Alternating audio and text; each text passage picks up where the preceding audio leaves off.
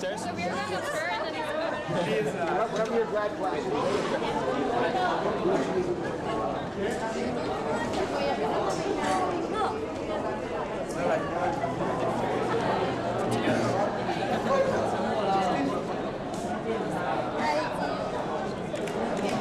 Ладно, хорошую фотографию получилось? Лиса, сделай фотку. Я сделала.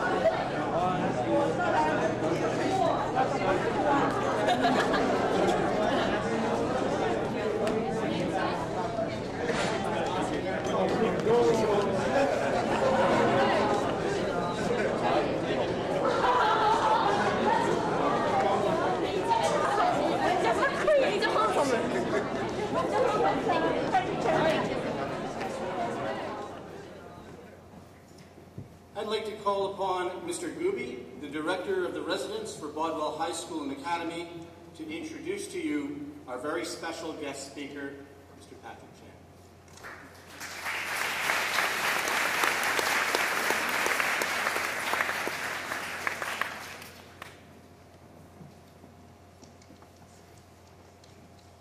Visitors, staff, students, most notably graduates, it's time to introduce our very special guest speaker. Graduates, you've spent many semesters learning lessons from teachers here at Bodwell. On this fortunate day, as we celebrate your accomplishments, you're about to learn one more lesson. But this time, a very different kind of lesson from a very different kind of teacher. Some teachers are teachers in schools because, like me, they study a subject in a knowledge area over some years, have a passion, and get trained in how to be a teacher. Other teachers are teachers in life, by having mastered a set of skills to a level reached only by a very few number of people in the world, by demonstrating incredible focus and effort, and by achieving near unimaginable success in a particular pursuit. Young or old, these rare people are teachers by virtue of greatness. No matter what the field, music, art, athletics, we can always learn valuable lessons from these teachers. Today, we are blessed to be joined by an extraordinary person who has traveled a great distance to be here to celebrate with you. A young man who has climbed to the very top, to the very pinnacle of excellence in his discipline. Not just through books and tests, but through facing adversity firsthand in life and sport, he has earned the power to share important lessons. Graduates, opportunities like these to learn directly from greatness come along only a few times in your lives. Listen closely. Open your minds. Take in the words and reflect on how his example might give each of you some guidance at this important time in your lives. Now, I could go on and on about his notable achievements in figure skating, about his 6 national titles, his 3 world championships, his world records, but as I learned as recently as last week, with this gentleman, these numbers tend to change very frequently. And really, all of these words pale in comparison to seeing his art in action. So just before we invite today's exceptional teacher up to the stage to address our graduates, let's take one final and mesmerizing look at his passion, his determination, and his inspiring example of mastery.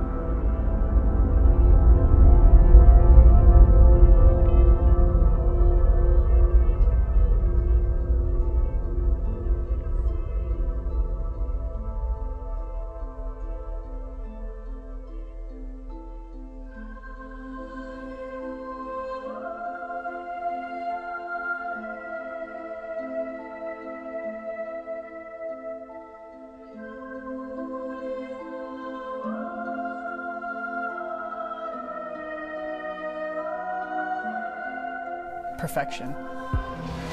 People that might want to have a few words. Chan is barely 22 years old, and yet this moment has been a long time coming. Congratulations. He's been skating since the age of 5, rising quickly up the ranks, gaining national and international accolades early, and winning his first Canadian title when he was just 17, the youngest men's champion this country has ever seen. A teenage titan who has arrived. Since capturing his second world title last year, Chan has changed coaches, faltered a bit in competition, raising some concern, even if a 6th national crown last month was a bit of a foregone conclusion.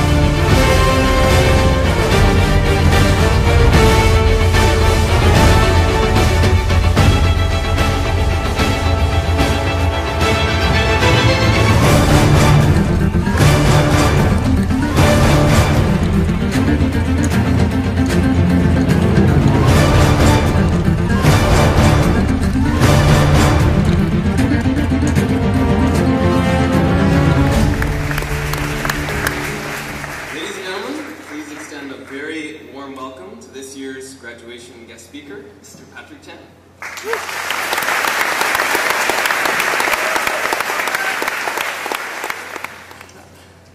That's quite the video. It's pretty amazing. I don't know whoever put it together. That's really impressive. So thank you very much for having me here. It's a real honor. I think I'm more nervous than I am when I'm competing. So it means a lot to be speaking in front of you. I would like to first congratulate all of you of Bodwell High School. I'm honored to be addressing you right now at this moment for this very special day. And I find it fascinating to hear of your various backgrounds. I'm fascinated by the fact that you guys come from all corners of the world. And if I'm correct, I heard there's like maybe only 2 or 3 Canadians in this school, which is really, really amazing and really speaks truly to Canada and how we're very multicultural. So, and to see all of you, just observing today, to see all of you getting along so well is really amazing. And I kind of see myself envying you in a way, but I also enjoy the same thing when I'm in competition. It's very similar. I'd like to share a bit about my humble story, starting, I guess, from the first video of me skating when I was really young. I was born in Ottawa on December 31st, New Year's baby, 1990, and I had a very, very happy childhood, actually. I was quite lucky. I was very fortunate to have great parents who put me into sports at an early age. I never sat still, always either playing piano, swimming, tennis, golf, and of course figure skating.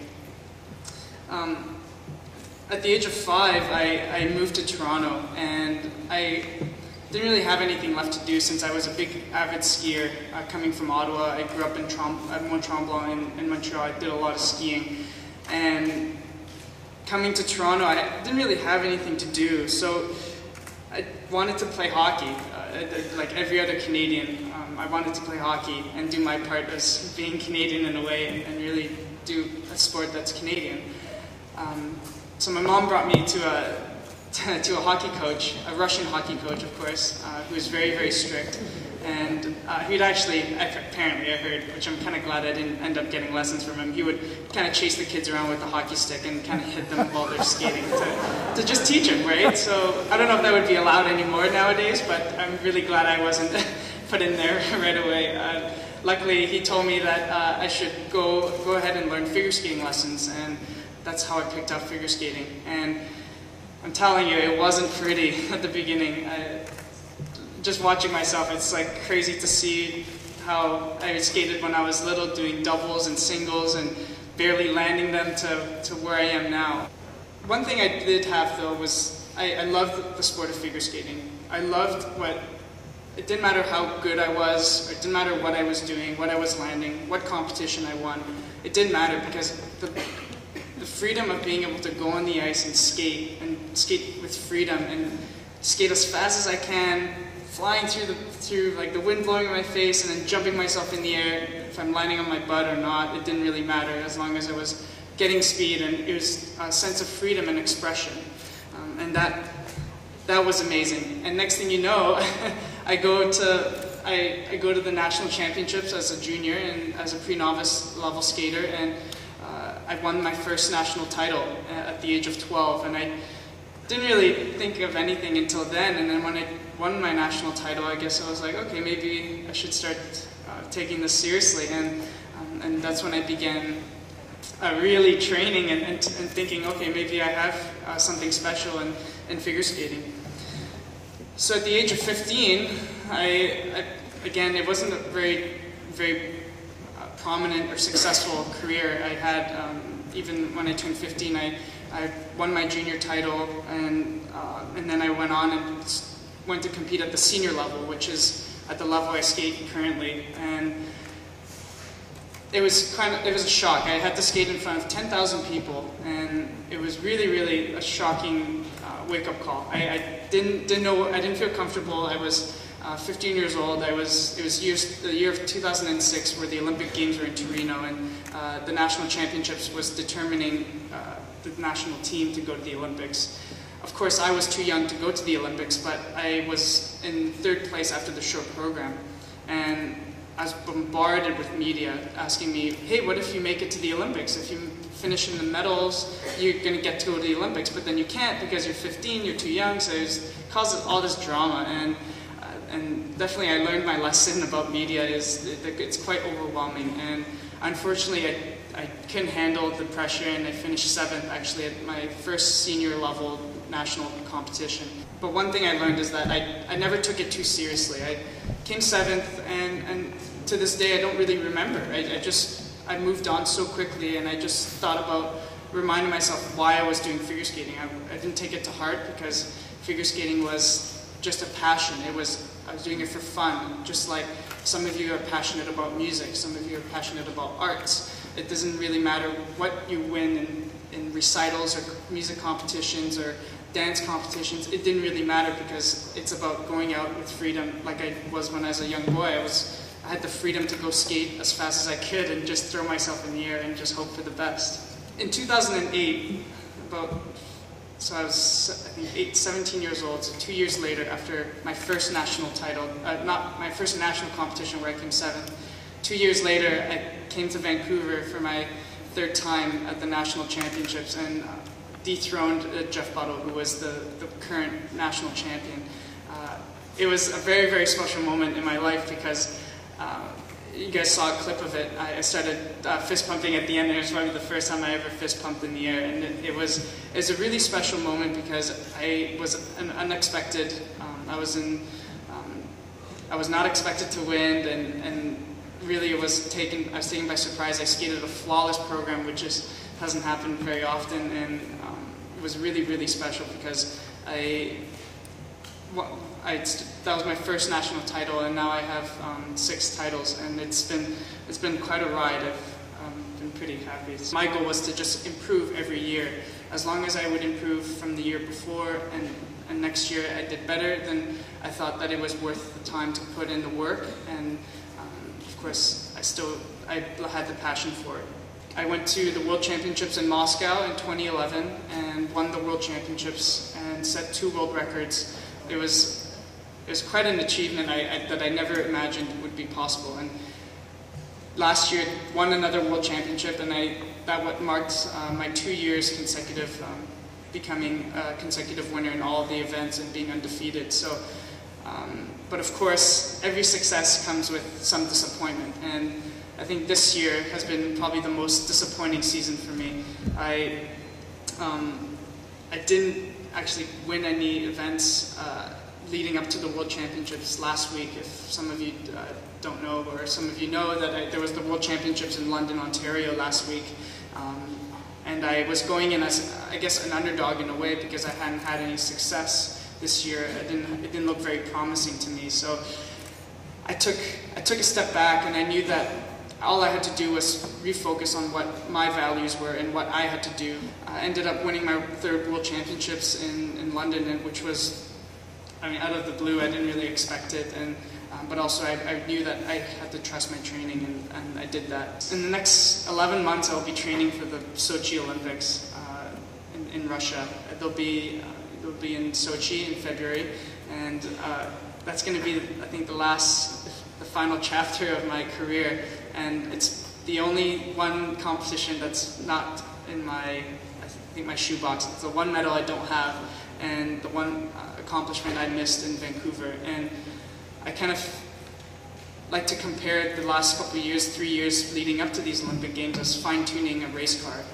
So I've been tweaking my race car every year. I've been looking at all the mistakes I've made and all the successes I've had as well. And all of those elements have helped me tweak myself and my training and my preparation in order to be prepared for the Sochi Olympics in 2014. I hope that in 11 months I'll be coming back home with a gold medal, Olympic gold medal. I would like also to add that if some of you don't know, I actually haven't attended university, so you guys will probably have a head start on me. I haven't been to university,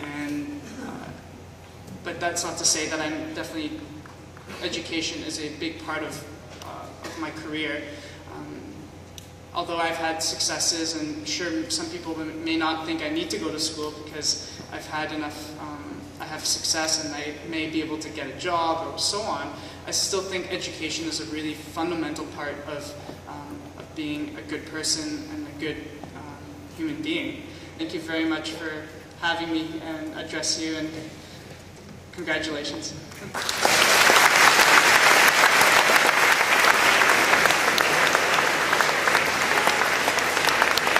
And now it is time to present our scholarships. Each recipient will receive a $500 scholarship along with a certificate and a medallion. When your name is announced, please come up this set of stairways here and meet Mr. Chan in the middle of the stage. Receive your award and stay on stage for a picture with Mr. Chan and the faculty presenter. Would Mr. Hallis please come forward and present the scholarship for mathematics? It gives me a great pleasure to present the math scholarship on behalf of Bodwell staff to an exceptional mathematician, Mr. Tai Hua Du. Well done, Mr.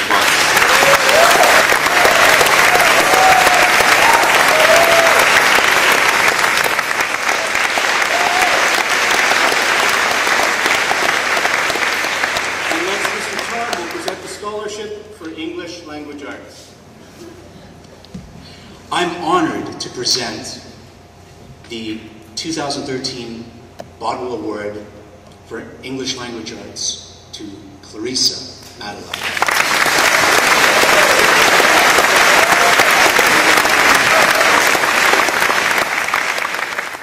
And now I'd like to call upon Ms. Hyde, who will present the scholarship for Dormitory Global Citizenship. Ms. Hyde. I am proud to present the Global Citizenship Award to Deborah Agugre.